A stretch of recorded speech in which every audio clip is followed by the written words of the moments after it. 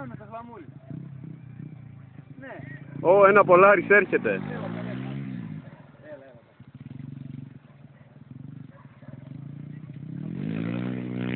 Σοβαρά.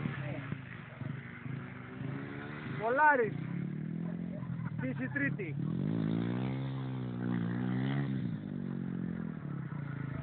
Έλα, Polaris.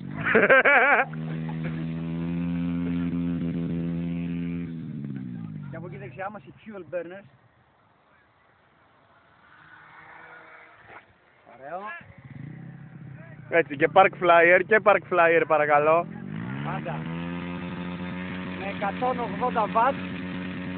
180 W είμαστε τώρα με τετράφυλλο συνδυασμό.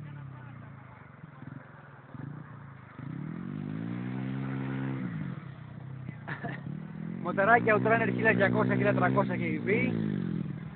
Μπαταρία 1300 λίπο, 3 στοιχεία. Η ώρα είναι 9 παρατέταρτο. Χρήστο, δεν σε βλέπω καλά τόσο μακριά καθόλου.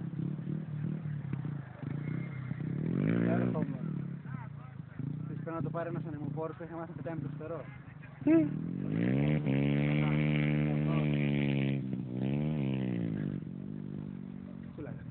Λίγο πέτας, λιγότερο. Έλα!